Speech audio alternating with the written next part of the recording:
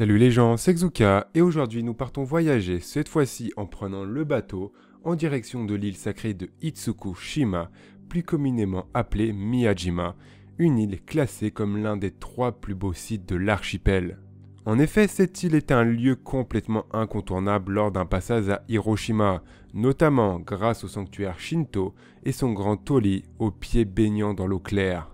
Miyajima, mot qui signifie île sanctuaire, s'agit en fait d'un nom usuel de cette petite île d'une trentaine de kilomètres carrés qui se nomme en réalité l'île Itsukushima.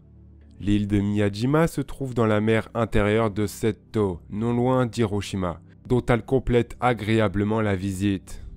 Cette île, en partie recouverte de forêts, est dominée par le petit mont Misen, qui s'élève faiblement du haut de ses 530 mètres d'altitude. En dehors de ces bois, environ 2000 personnes et quelques centaines de cerfs habitent sur cette île toute l'année, à chaque saison. Miyajima reste une île sacrée depuis fort longtemps. Dès l'an 806, un célèbre moine bouddhiste gravit le mont Misen et choisit de l'établir comme site ascétique de la secte Shigon. Jusqu'à l'ère Meiji au XIXe siècle, l'île suivait le principe d'évitement du Kegare, le principe d'évitement de l'impureté religieuse, et cette île devait rester ainsi parfaitement pure. Dans ce sens, nulle personne n'avait le droit d'y couper des arbres, nulle personne ne pouvait y mourir, et les femmes n'avaient pas le droit d'y accoucher. C'est donc pour cette raison que l'île ne comporte pas de cimetière et pas de maternité. Partant d'Hiroshima, alors que les côtes défilent sous nos yeux, un petit point rouge se distingue du paysage. Il s'agit du portail du sanctuaire d'Itsukushima, véritable icône du Japon.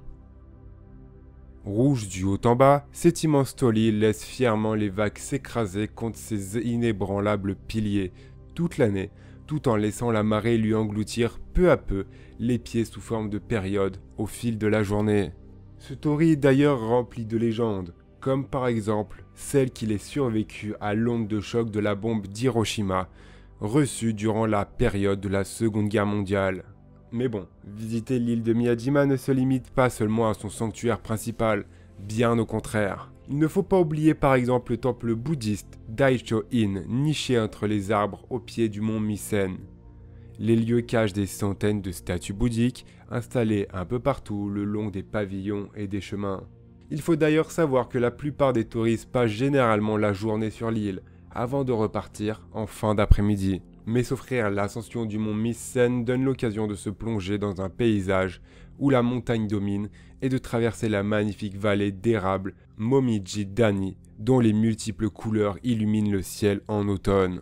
Le coucher de soleil près du torii immergé crée une poésie de couleurs pendant quelques instants, et les daims qui peuplent l'île ne manquent pas à venir partager ce spectacle avec vous pour vous y laisser un souvenir inoubliable.